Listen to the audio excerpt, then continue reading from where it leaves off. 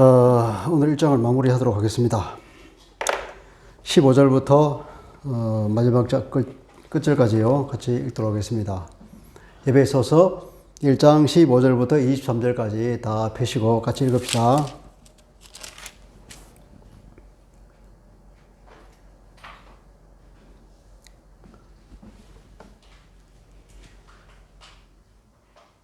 찾았습니까? 네. 다 같이 읽읍시다. 시작. 이로 말미암아 주 예수 안에서 너희 믿음과 모든 성도를 향한 사랑을 나도 듣고 내가 기도할 때에 기억하며 너희로 말미암아 감사하기를 그치지 아니하고 우리 주 예수 그리스도의 하나님 영광의 아버지께서 지혜와 계시의 영을 너희에게 주사 하나님을 알게 하시고 너희 마음 눈을 밝히사 그의 부르심의 소망이 무엇이며 성도 안에서 그 기업의 영광이 풍성함이 무엇이며 그의 힘의 위력으로 역사하심을 따라 믿는 우리에게 베푸신 능력의 지극히 크심이 어떠한 것을 너희로 알게 하시기를 구하노라. 그의 능력이 그리스도 안에서 역사하사 죽은 자들 가운데서 다시 살리시고 하늘에서 자기의 오른편에 앉으사 모든 통치와 권세와 능력과 주권과 이 세상뿐 아니라 오는 세상에 일컫는 모든 이름 위에 뛰어나게 하시고 또 만물을 그 발 아래 복종하게 하시고 그를 만물 위에 교회의 머리로 삼으셨느니라. 교회는 그의 몸이니 만물 안에서 만물을 충만하게 하시느니 충만이니라. 아멘. 이거 읽어도 무슨 말인지 귀에 쏙 들어오지 않죠? 너무 이게 난섭하게 번역이 돼서 그렇습니다. 이것도. 자, 1호 말미암아 15절. 1호 말미암아 1호 이게 무슨 뜻일까요? 앞에 말했던 내용 그걸 얘기하는 거죠. 그죠? 앞에 말했던 하나님께서 우리에게 하늘에 속한 모든 신령한 은혜를 우리가 다 베풀어 주시고, 그죠? 거기에 따라서 나오는 여러 가지 그 은혜들, 이거를 보겠는데, 주 예수 안에서 너희 믿음과 모든 성도를 향한 사랑을 나도 듣고 내가 들었다. 뭘 들었습니까? 뭘 들었냐면은, 너희 믿음과 모든 성도를 향한 사랑. 믿음과 성도, 너희 믿음과 성도를 향한 그 사랑, 성도들을 향한 그 사랑, 너희 믿음과 성도들끼리의 그 사랑을 내가 들었다. 내가 듣고, 그죠? 감사하게 됐다.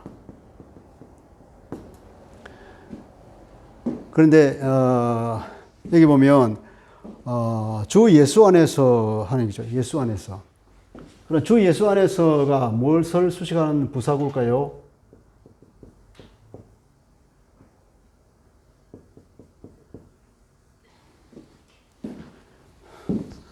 이 문맥에서 보면은 주 예수 안에서 나도 들었다. 이렇게 해석이 되겠죠. 그죠? 근데 이것은 그렇게 하면 말이 안 되고, 너희 믿음이 주 예수 안에 있는 너희 믿음 이렇게 해야 돼요. 예수 안에 있는, 예수 안에서로 부사구로 하지 말고 예수 안에 있는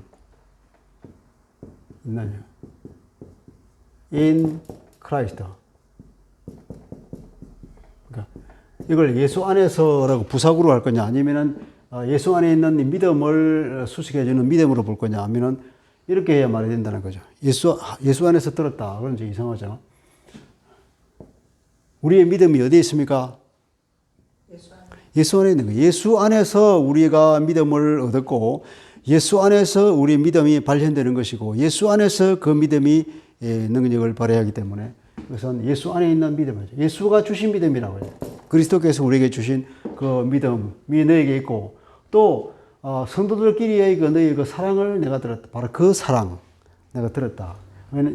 이 믿음과 이 사랑은 항상 같이 가는 것을 보게 됩니다. 바울 서신에서 보면 늘 믿음과 사랑은 같이 간다. 그죠?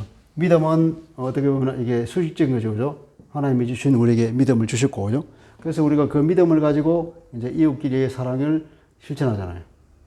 사랑을.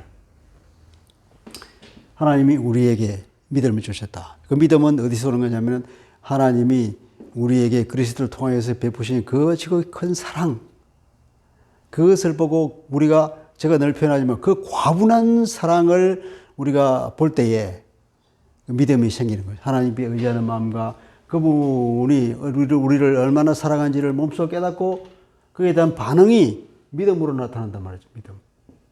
물론 이것도 그리스도께서 주는 선물이지만 그 과분한 사랑 때문에 우리에게 믿음이 생기는 것이고 그러니까 이 믿음이는 결국 하나님이 우리에게 베푸신 그 큰 사랑을 아는 것이 전제가 되어 있는 거죠.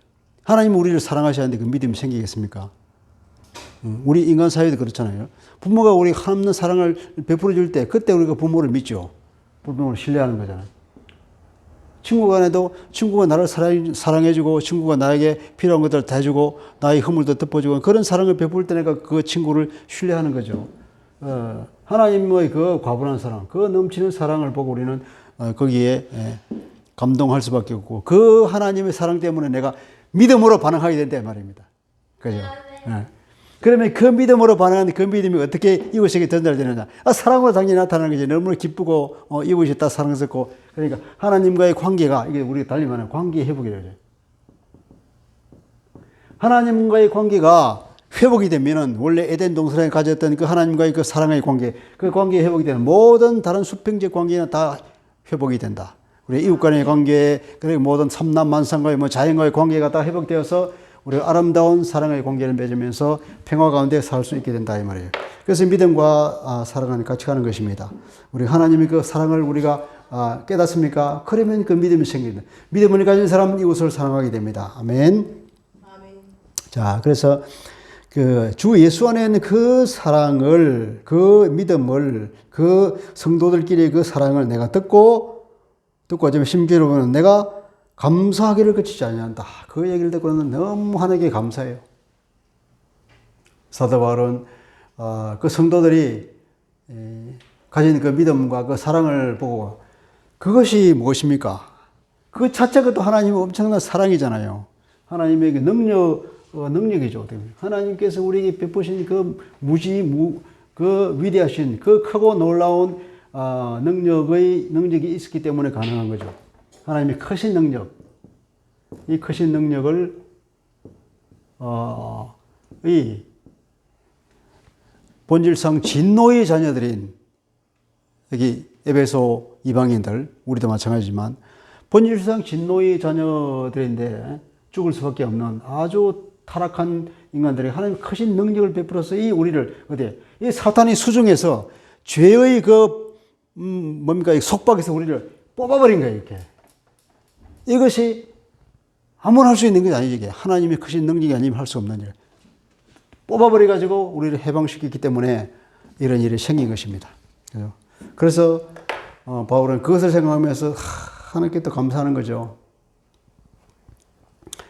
심지어 내가 기도할 때에 기억하며 너희로 말미암아 감사하기를 그치지 아니하고 내가 기도할 때에 그죠? 기억하며 너희를 기억한다 이 말이겠죠. 아니면 이 사실을 기억하면서 혹은 너희를 기억하면서 내가 너희로 말미암아 감사하기를 그치지 않는다. 쉼없이 감사한다. 에베소 성도들을 생각하면 하나님께 대한 감사가 계속해서 나온단 말이에요. 그렇지 아니하고 또 뭐냐면 이 기억하며 하는 말이죠. 이 기억하며 하는 말이 많은 영어 성경은 언급하면서 이렇게 번역을 했죠. 그러니까 기억한다고 하는 것은 말한다는 거죠. 말한다는 거. 내가 기도 가운데에 그 사람을 기억하는 거예요. 기도 가운데 그 사람을 말한다는 거예요. 그러니까 기도할 때에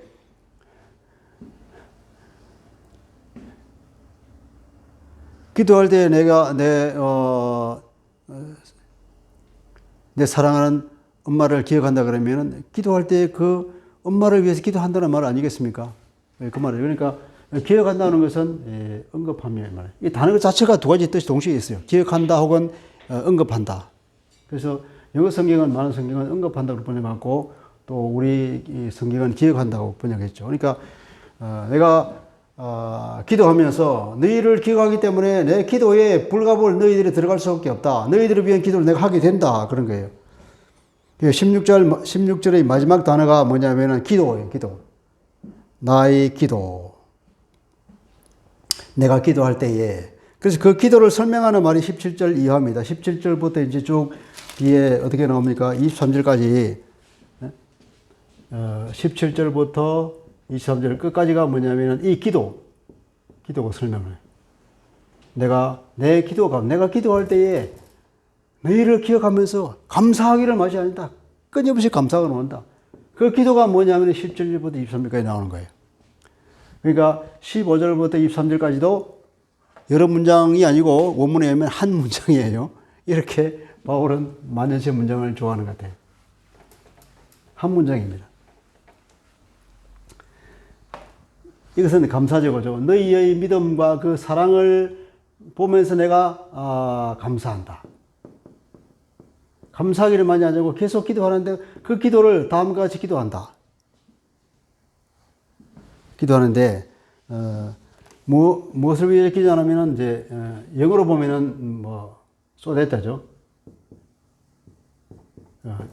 기도 중에 나의 기도 중에 so that 이러한 기도 이렇게 하도록 이렇게 해주십사 하는 기도를 내가 한다. 히브리 말로 여기는 히나라고 이제 뭐뭐 하도록 내가 기도하는 그 기도 가운데에서 너희를 생각하면서 감사를 끝이지 않고 끊임없이 감사하게 된다. 자, 그러면 바울이 무슨 기도를 하는지 한번 봅시다. 17절 기도인데 우리 주 예수 그리스도의 하나님 영광의 아버지께서 지혜와 계시의 영을 너희에게 주사 하나님을 알게 하시고 자, 뭐라고 하나님께서 너희에게 지혜와 계시의 영을 주십시오. 그렇게 기도하는 거예요. 하나님께서 지혜와 계시의 영. 지혜와 계시의 영은 누가 주는 겁니까? 하나님이 주시는 거죠.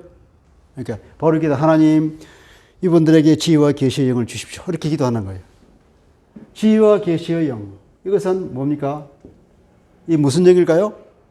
성령.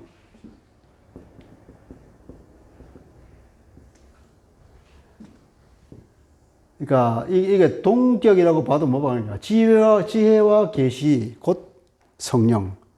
지혜와 계시를 우리에게 주시는 성령. 하나님의 영은 우리에게 지혜와 계시를 주십니다. 우리가 성경을 읽을 때에 성령께서 우리에게 마음 눈을 밝혀서 계시의 영을 우리가 늘어줄 때 성경을 바로 이해할 수가 있게 되듯이 우리에게 계시와 어떤 지혜를 알게 하는 이런 영을 성령이 우리에게 오셔야만이 말씀을 제대로 이해할 수 있게 되는 거죠. 성령이 아니면 성경 이해 안 됩니다. 성경을 이해한다고 하는 것은 성령께서 우리 안에서 계시를 열어준다는 것과 동일한 말이죠. 자, 지혜와 계시의 영을 달라고 바울을 기도하는데 여기서 보면 계시의 영을 주어서 하나님을 알게 하시고 하는 말이죠. 이것도 좀 잘못된 번이에요. 하나님을 알게 하시고.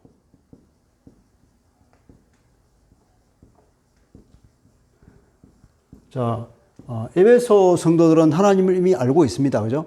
알고 있는 거예요. 하나님을 알고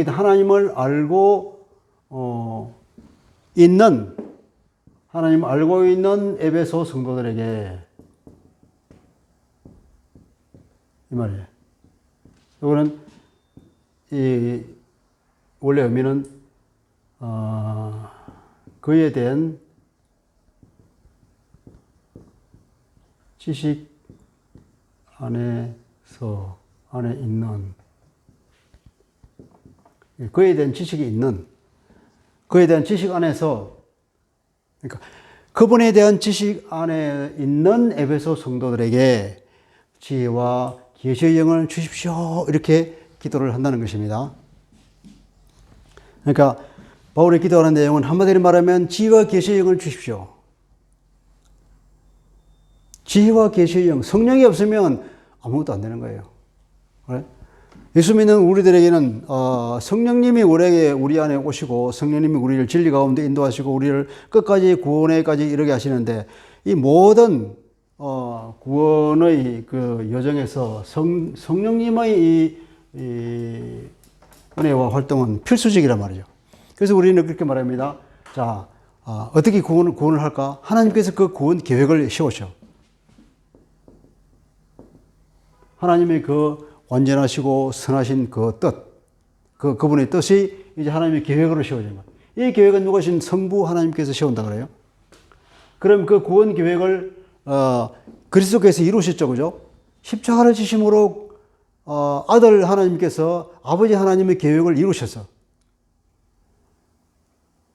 순종함으로써 십자가를 지는 그 고통을 친히 순종함으로써 졌단 말이에요. 그래서 그 구원 계획을 이뤄서 십자가 구원 계획 성취입니다. 성취. 이렇게 이루어진 구원의 성취를 말하자면 이제 하나님께서 이 불쌍한 중생들을 위해서 밥을 지어라 그래서 밥을 짓겠다는 계획을 했어요. 그리스도가 오셔서 그 밥을 다 지었어요. 그 다음에 이 밥을 어떻게 하느냐? 성령께서 그 밥을 퍼서 이제 계속 나눠주는 거예요. 이 사람도 주고 저 사람도 주고 그 구원을 모든 사람에게 나눠주는 이것이 성령 하나님께서 하시는 일이단 말이에요. 그러니까 성부 하나님과 성자 하나님과 성령 하나님께서 이 삼위일체가 협동적으로 입체적으로 그 구원을 우리를 위하여서 해 주신다는 것 아니겠습니까?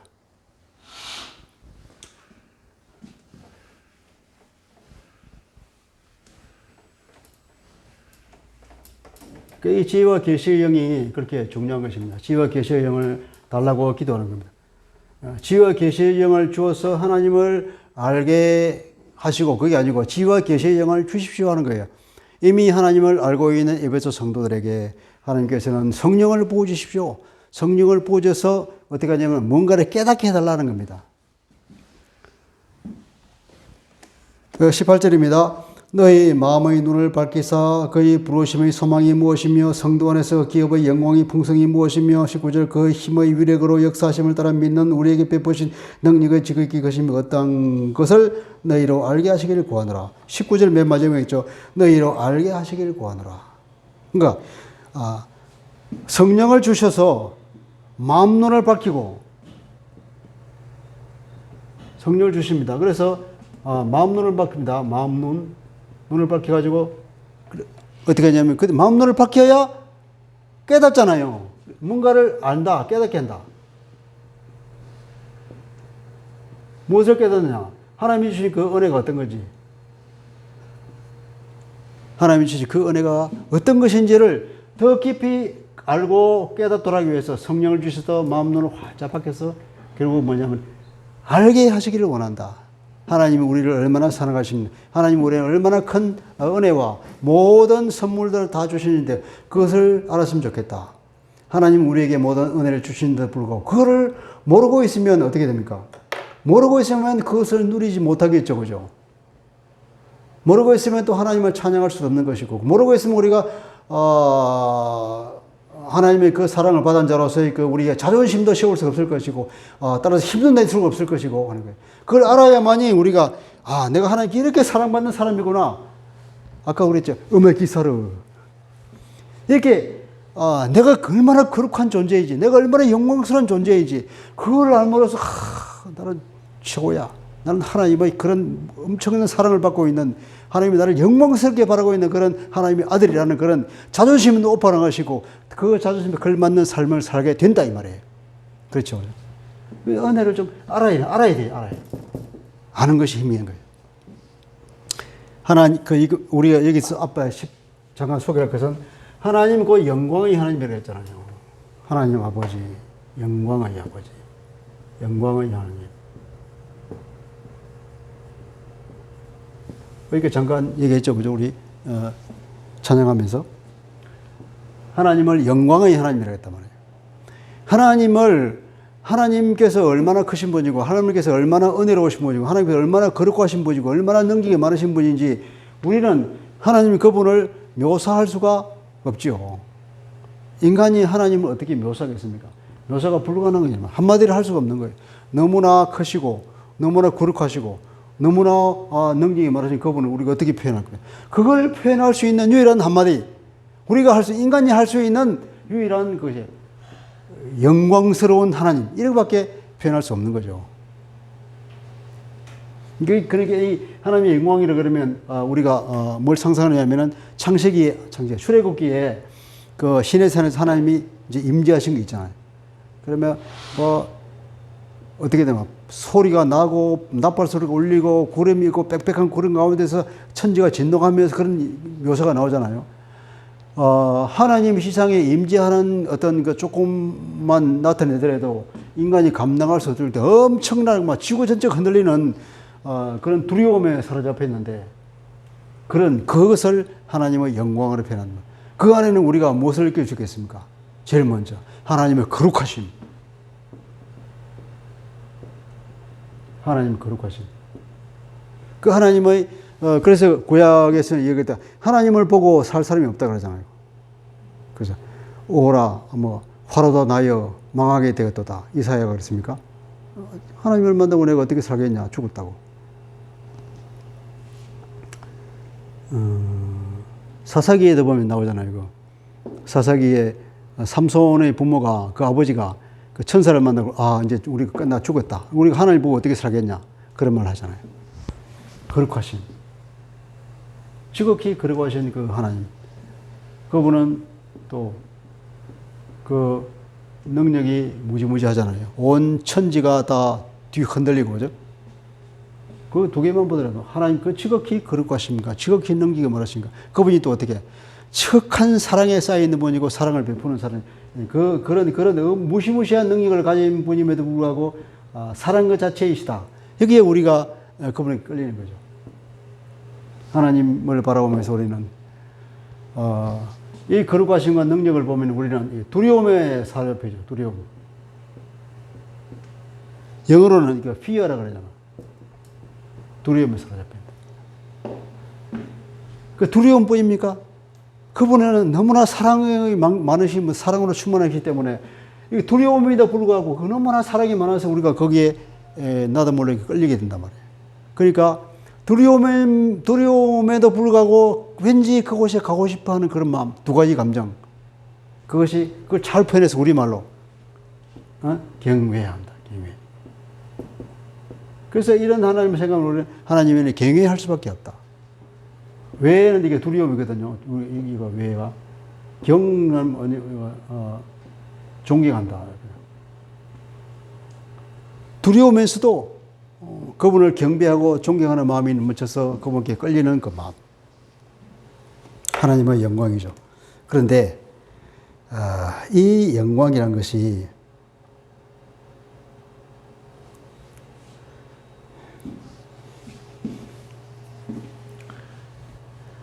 그 성도들, 하나님의 자녀들을 영광스럽게 한다는 거예요. 영광스럽게. 이 하나님의 그 엄청난 이 영광이 하나님의 자녀에게도 준다는 거 아닙니까? 고린도서에 보면 그렇게 나오죠.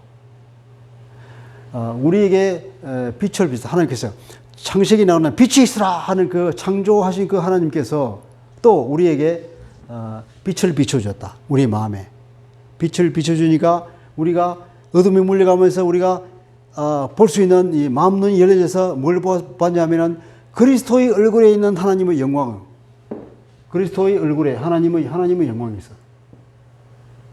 그리스도는 하나님이잖아요. 그리스도의 얼굴에 있는 그 영광을 보고 깨달을 수 있는 이 마음을 줬어. 마음이 열려고 우리에게 빛을 탁 비추니까 그 창조의 빛을 우리에게도 비추니까 하나님 그리스도 얼굴에 있는 그 영광을 보았어요. 그리고 드디어는 그 영광이 나중에 어떻게 됩니까? 우리가 영광에서 영광에 이르러 드디어는 우리 주님과 같은 그런 영광스러운 모습으로, 그죠? 우리도 그런 모습이 된다 이 말이죠. 그것이 그리스도인들이 우리가 소망하는 거잖아요. 바로 그 하나님의 영광이 우리에게도 미치고 종말의 순간에 주님께 재림해 오실 때 우리가 주님의 그 영광의 얼굴을 우리도 같이 하면서 그런 모습과 같이 돼서 주님과 함께 있을 것이다. 그것이 얼마나 큰 위대한 것이냐. 상상만 해도 그렇죠. 18절에는 그 너희의 마음의 눈을 밝히사, 마음의 눈을 밝히면 그러면 영적인 더 통찰력이 생기게 되겠죠. 그죠? 어떤 성령의 그 내적 조명이 있다는 것입니다. 그래, 그의 부르심의 소망이 무엇이며 그분께서 그의 부르심의 소망, 그분의 부르심의 소망은 하나님의 부르심이죠. 하나님의 부르심의 소망. 이걸 어떻게 우리가 해석해야 될까요?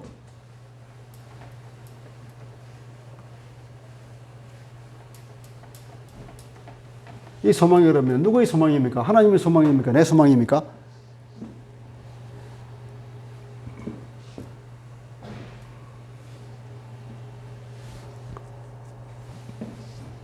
저는 생각이 두 개 다 있는 것 같아요.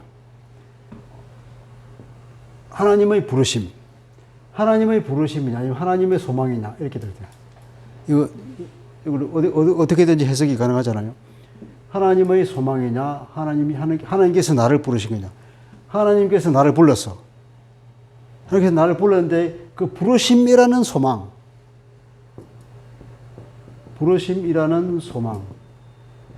뭐냐.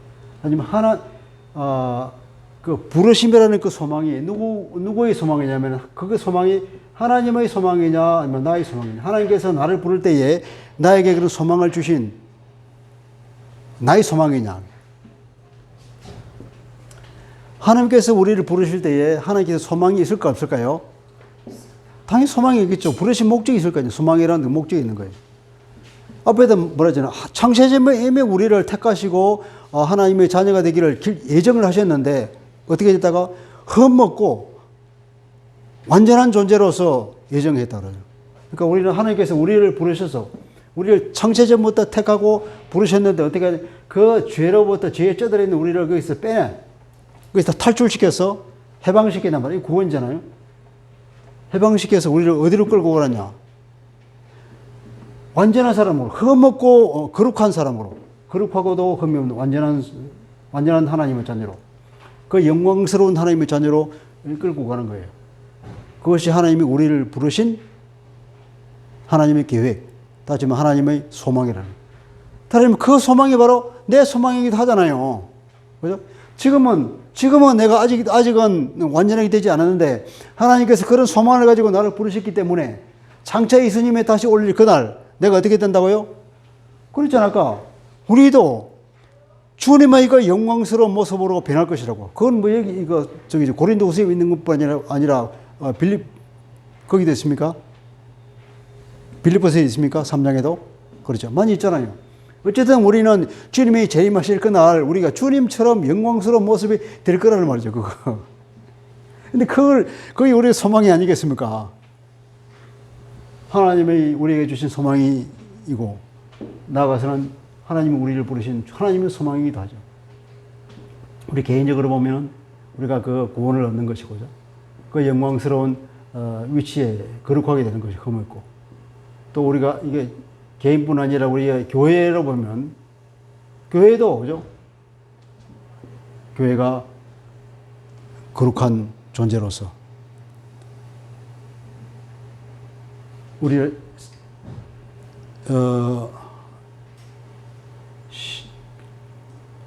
어린 양의 신부라 그러죠. 어린 양 신부라고 비유를 적으로 말하잖아요. 이 교회가. 이 교회적으로, 개인적으로 그럴 뿐 아니라 교회적으로도 우리가 어린 양의 신부에 합당한 그 모습을 취하게 될 것이고. 그렇게 해서, 무엇이 이루어지느냐. 지난번에 말했던 예수 그리스도께서 하나님께서 원하시는 그 만물을 통일하는 것.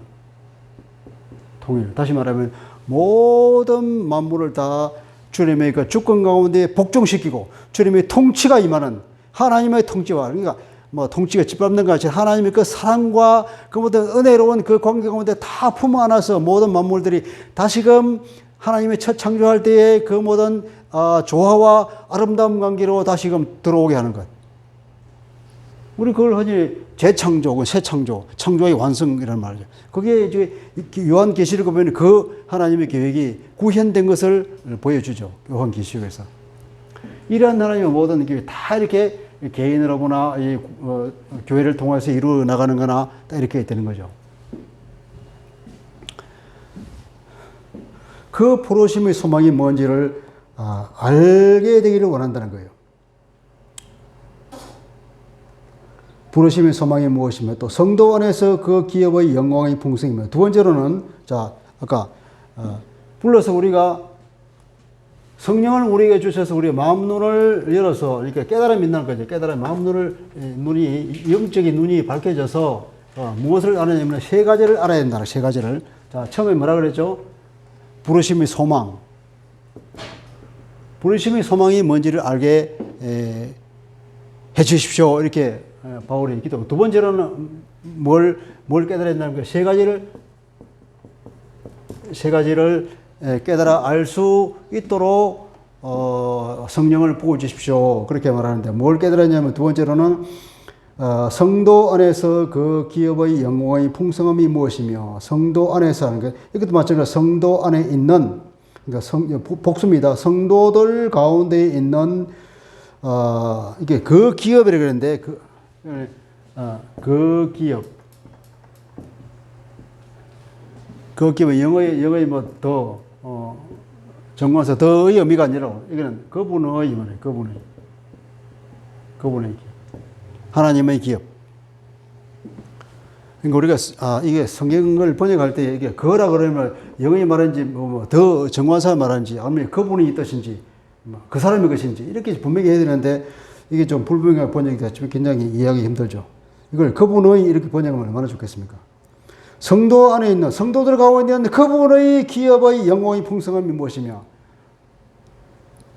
그러니까 무엇이며 하는 것은 얼마나 풍성한지를 아는 거죠.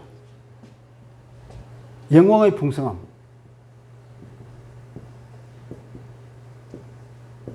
영광의 풍성함. 그 영광이 얼마나 풍성한지, 얼마나 풍성한 영광인지, 그 영광이 얼마나 위대하며 크며 풍성한지를 깨달아 알기를 원한다는 거예요. 무슨 영광이죠? 성도들 가운데 있는 그분의 기업이라고 해요. 그분의 기업. 그분의 기업이 뭘까요? 여기서 그분의 기업이에요. 그의 기업. 성도들의 기업이 아니라 그분의 기업.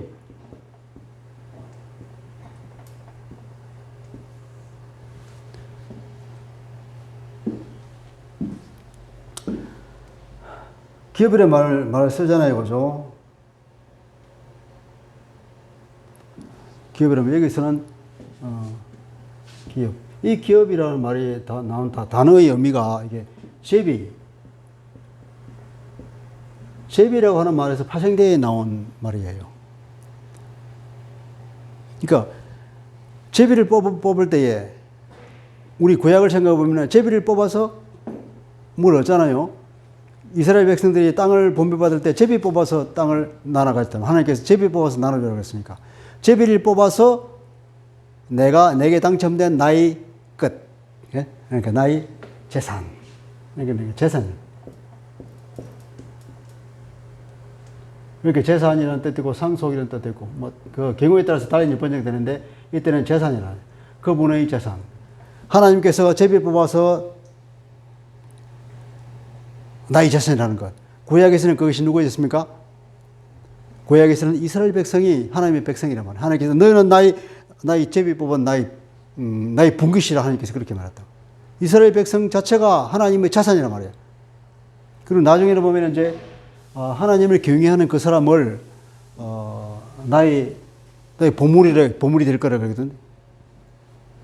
말라기에서 3장을 한번 찾아볼 거예요, 우리가. 말라기에서 3장 17절. 구약의 맨 끝에 있는 거.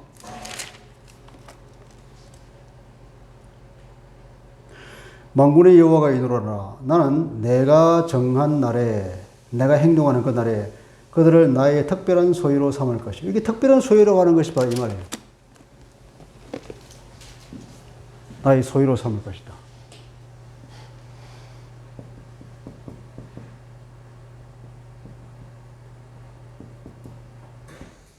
보물이죠, 보물. 하나님을 경외하는 그 사람들, 많은 사람들이 하나님을 비방하고 그러는데 그 중에서 몇 사람이 하나님을 경외하는 사람이 있단 말이에요. 하나님께서는 하늘에서 그들이 하는 말씀을 듣고 이 사람들의 말로 심판의 그날에 내가 그들을 나의 특별한 보물로 삼겠다. 내 재산으로 삼겠다. 나의 보물로 삼겠다. 세굴라라고 하는데 이것이 결국 이런 말로 번역이 되는 거죠.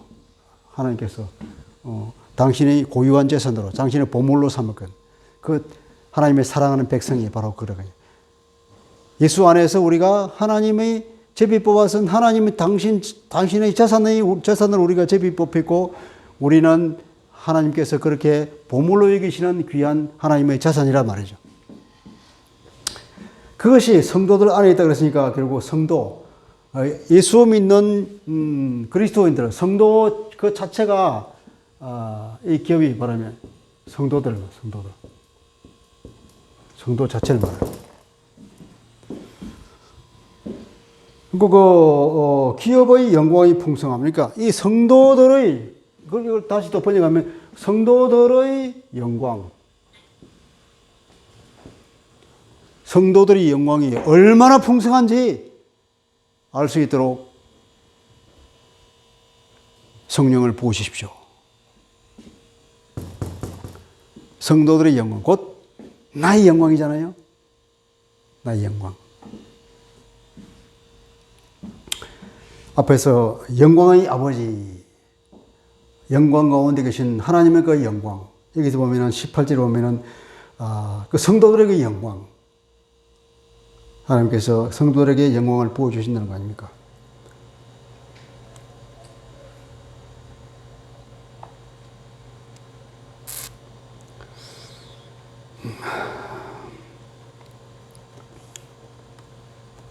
그리고 마지막으로는 그 힘의 위력으로 역사하심을 따라 믿는 우리에게 베푸신 능력의 지극히 크심이 어떠한 것을. 그 다음에는 이제 하나님의 능력. 그의 힘의 위력으로 역사하심을 따라서 믿는 우리에게 베푸신 능력의 지극히 크심. 이게 굉장히 복잡하잖아요, 말이. 많이 복잡하는데 요새는 뭐냐면 하나님의 지극히 크신 능력이 무엇인지 알게 되기를 원한다 이 말이에요. 하나님의 그 크신 능력을 너무나 크신 능력이기 때문에 바울은 그것을 표현하기 위해서 다양한 단어들을 이렇게 집어넣은 거예요. 그 단어는 힘의 위력,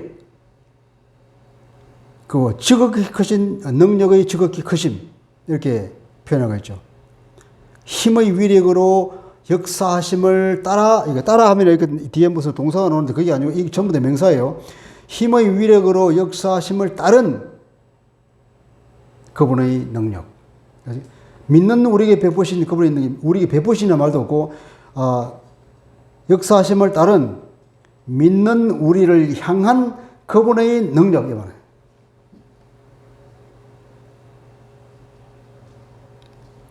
믿는 우리를 향한.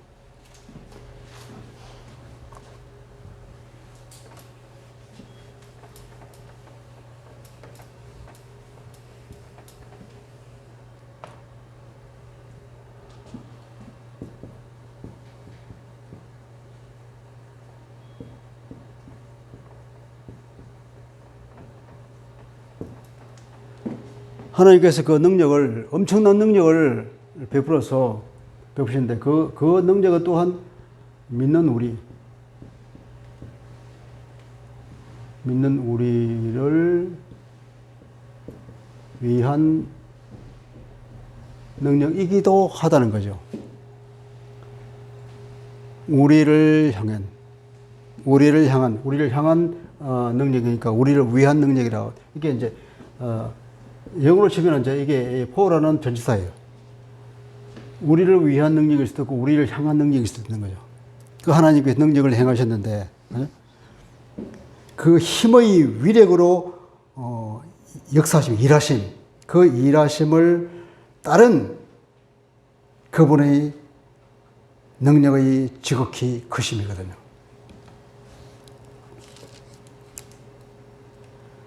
왜냐하면 믿는 우리를 향한 그 능력이 그 능력이 하나님의 크신 능력 우리에게도 적용이 됐다는 것은 성도들이 아까 말했죠. 성도들이 그 죄의 사슬에서 뽑혀 나가는 것은 하나님의 능력이 아니면 안 되는 거란 말이에요. 본질상 진노이잖아요. 죽었던 우리를 다시 살리는 것도 하나님의 크신 능력이 아니면 할 수 없는 것. 이미 성도들은 그런 능력을 경험한 사람이기 때문에 하나님께서 그 크신 능력을 따라서 역사하심을 따라 믿는 우리에게도 역사한 적이 있는 그분의 지극히 크신 능력, 그 말이죠. 그것이 재창조의 능력이라고 볼 수 있겠죠. 그 능력이 어떠한 것인지를 너희로 하여금 알게 하기를 구하노라. 하나님의 능력. 그죠? 하나님의 그것이 크신 능력. 이 세 가지를 알 수 있도록 우리에게 계시의 영을, 성령을 부어더라. 그러니까 바울은 기도할 때에 기도의 내용이 이런 거란 말이에요. 성령을 부으십시오.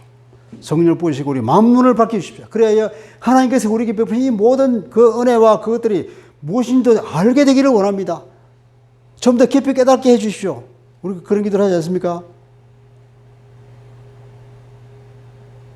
그것이 우리 마음에 절절하게 느껴지고 그것이 우리에게 손으로 만지듯이 더 깊이 알아가면 알아갈수록, 그죠? 우리가 하나님에 대한 믿음이 더 커지는 것이고, 우리가 하나님에 대한 우리의 신뢰가 더 커지는 거고, 우리가 그 헌신이 더 커질 수 있는 거죠. 우리의 자존심이 더 커지고, 우리 내적인 힘이 성장할 수 있는 거란 말이에요. 우리를 향한 하나님의 그 소망, 우리가 가지고 있는 그 앞으로의 장차 우리가 어떻게 될 것인가 소망, 그 성도들이 가진 그 영광, 이걸 하나님이 능력, 우리를 그 사단의 수정이돼 뽑아내시고 죽었던 그리스도를 사이 살아계신 하나님의 그 놀라운 능력이 우리에게도 그전에도 베풀었을 뿐 앞으로도 여전히 계속해서 베풀어질 하나님의 그 능력, 그 어떤 것도 감당할 수 있는 그 놀라우신 하나님의 능력이 과거에 우리를 그 사단의 속박에서 우리를 뽑아냈고 지금도 여전히 우리에게 하나님의 크신 능력으로 우리를 지켜주고 보호하시고 필요를 채워주신 하나님의 능력을 생각한다면 우리가 무서울 것이 있겠습니까? 우리가 어떤 환난을 당하더라도 내가 그것을 무서워할 필요가 있겠냐고. 세상의 그 어떤 것도 권력도 내가 무서워할 필요가 있겠냐고. 그게 내가 비굴하게 할 필요가 뭐 있겠으며 우리가 세상에 있는 뭐가 부족해서 세상에 있는 것들을 추구하고 그것에 집착할 수 있겠냐고요. 우리의 자존심은 한없이 높아질 것이고 우리의 마음은 한없이 부유해질 것이고 그 부유하는 거죠. 그리스도가 가난하게 되심으로써 우리를 부유하게 한다는 게 바로 그 말이죠. 우리가 이 영적으로 엄청나게 부유함을 우리가 느끼며 더 어떤 것도 더 이상 부족한 것이 없게 느껴지는 거죠. 바울은 또 뭘 감사한다 그랬습니까? 우리는 보통 감사할 때 우리가 부족한 것에 채워지고 내가 원하는 것에 채워질 때 감사하지만 바울은 그것을 감사한 것이 아니라 그 에베소 성도들이 가지고 있는 믿음과 그들끼리 사랑을 나누는 그걸 보고 하나님의 자녀가 되었구나. 하나님의 자녀에게서 볼 때 그 성도에게서 볼 수 있는 그 믿음과 사랑을 보면서 바울은 감사했다는 거죠. 우리가 감사할 제목도 역시 우리가 구원받았다거나 이 놀라운 사실, 그보다 더 큰 감사가 없는 거예요. 또 달리 말하면 한 사람의 인간이 그런 하나님의 은혜로 인하여서 그 사단의 수정이 뽑혀 나와서 사망에서 생명으로 옮겨진 것을 보면서 그것보다 감사한 것이 없는 거죠. 그것보다 기적적인 일도 없는 것이고 그것보다 또 그런 일을 한 사람이 전도한 사람과 보람 있는 일도 없는 것이죠. 야, 우리 김석희 전도사님 수천 명을 전도했다 그랬습니까? 몇 년을 같이 일했는지 모르지만 하여튼 출동살동 그렇게 아주 집중적으로 일을 했는데 그 교회가 수천 명이 되는 교회로 성장하고 1년에 수백 명을 결신시키고 그런 일이 있다고 하는데 그 마음에 그것은 그 사람보다 그 재산이 많은 사람이 없을 거예요, 아마. 그렇다면. 엄청난 재산을 가지고 있는 엄청난 영광을 지진 거죠, 그게. 그런 한 사람이 구원받는 것도 그렇게 위대한 일이구만. 수백 명, 수천 명을 그렇게 죽기로 도록 했다 그러면 이건 뭐 말할 수 없는 거죠. 그처럼 부자도 없을 하나님 앞에서. 그분은 정말 우리가 볼 때 존경스러운 분입니다.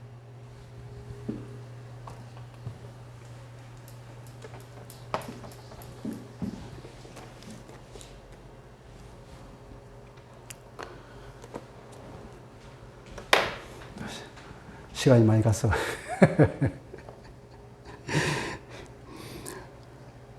자, 그래서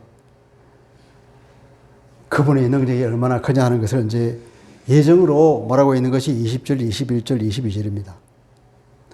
자, 20절을 보면은, 그의 능력이 그리스도 안에서 역사하사, 제대로 번역한다면 주어는 하나님입니다. 하나님께서 당신의 능력을 그리스도 안에서 시행하여서 이 말입니다. 하나님께서는 당신의 그런 능력을 그리스도 안에서 역사하여서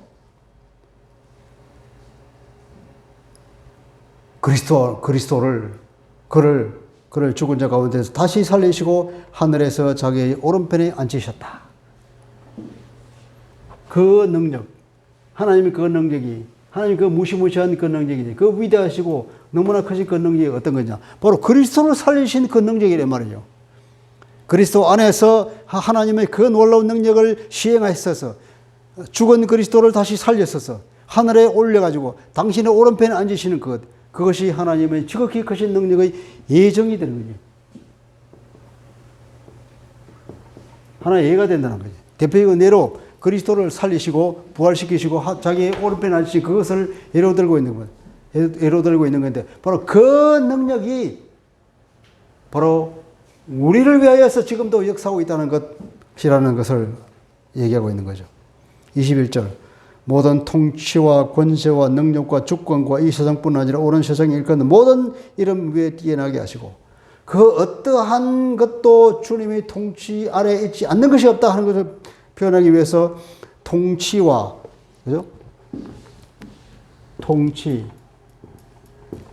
권세,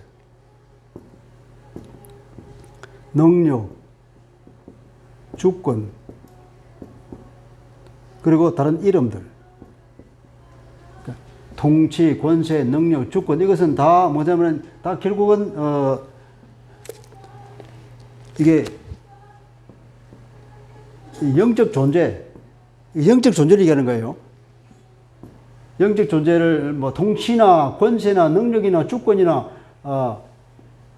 여기 그러니까 이게 주인으로서 행사하는 거는 그런 사탄의 모든 어떤 뭐 영적인 존재들, 그 모든 존재를 막나는 거다. 그 어떤 것이든지 그리고 그런 어떤 이름으로 불려지든 것이든지 지금의 이름뿐 아니라 다가올 시대, 여기 세상이라 그러는데 세상, 이 세상 다음 세대, 이 세대라고 말하는 거예요. 영어로 말하면 generation, this generation과 next generation. 주님께서 다시 오실 그때 그것이 next generation이 되는 건데 이 세대뿐 아니라 다가올 앞으로의 세대에 있어도 모든 것을 망라해서 어떠한 존재든지 간에 다 그러니까 그보다 그 어떤 존재도 다 뛰어나게 하셨다는 거죠. 그리고 만물을 그 발 아래 복종하게 하시고 그를 만물 위에 교회의 머리로 삼으셨느니라. 만물을 그 발 아래 복종하게 하시고 다 복종했다. 그 어떤 것도 주님의 통치 아래 있지 않은 것이 없다.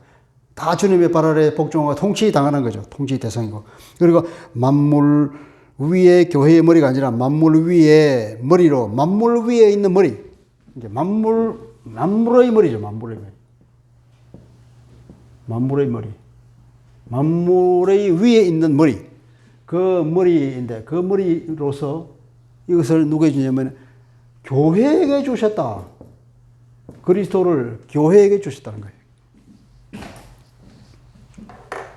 만물의 머리이신 그분을 하나님께서는 교회에 주셨다. 그러면 교회가 바로 이 그리스도를 주신 그 수혜자가 되는 거예요.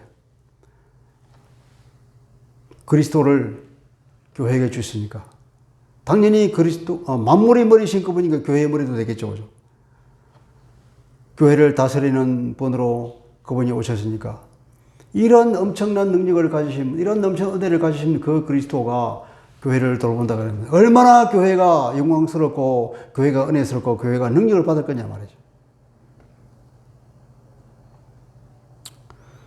시편 8편 4절부터 6절까지 있는 말이 인용일기도 하고 이걸 또 히브리서 2장 9절에서도 같이 인용하고 있죠. 그 머리를 주셨다. 구약에 보면 뭐 만물의 머리는 하나님이라고 얘기하고 있지만 신약에 와서는 이제 그리스도가 머리가 되는 거예요. 자, 끝내겠습니다. 교회는 그의 몸이니 만물 안에서 만물을 충만하게 하신 이의 충만이다. 교회는 뭐냐? 교회가 그리스도의 몸이다. 교회는 만물 안에서 아니라 만물 안에서 이것도 번역을 달리 한다면 만물 안에서가 모든 면에서 모든 것을 만물이라고 번역했는데 모든 것을 만물을 번져갖고 모든 것을 모든 면에서 어떤 면에든지 어떤 측면이든지 다 모든 면에서 만물을 충만하게 하시는 이 충만이다. 만물을 충만하게 하시는 누가 만물을 충만하게 하십니까? 구약에 의하면 하나님께서 만물을 충만하게 하시는 거지. 내가 만물을 충만하게 하지 않냐 그렇게 말하고 있죠. 신약에서는 만물을 충만하게 하시는 분은 그리스도를 나타내는 거죠. 그리스도. 그리스도가 만물을 충만하게 하신다. 그 충만하게 하시는 그리스도의 충만이다. 교회는 이제 교회에 대해서 에베소서는 교회에 대해서 설명을 많이 하는 책이라고 그럽니다. 교회란 뭐냐? 1. 그리스도의 몸이다. 2. 그리스도의 충만이다.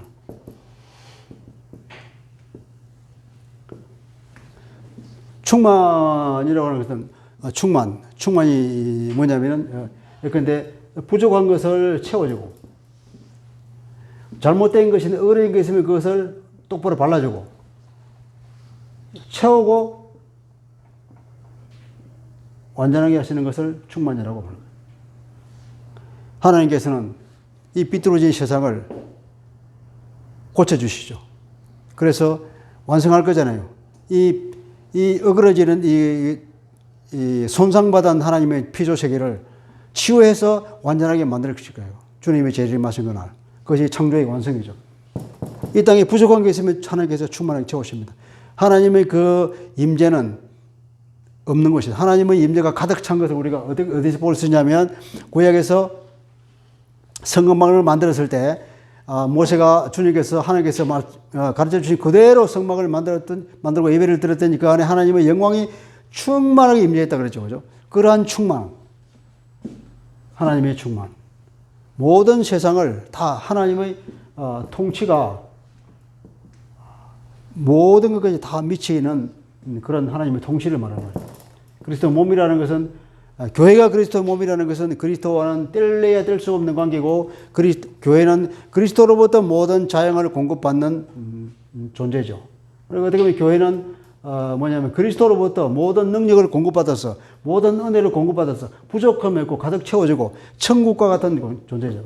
그러니까 하나님께서 장차 이루시고자 하는 그 완성된 세계의 어떻게 지금 이 시대에 유일하게 구현되어 있는 장소가 교회라는 거죠. 그리고 교회가 얼마나 성스럽고 거룩하고 위대한 것이냐.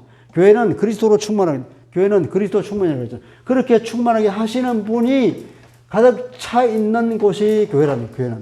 교회는 그리스도가 만물을 통일하시는 거예요. 통일.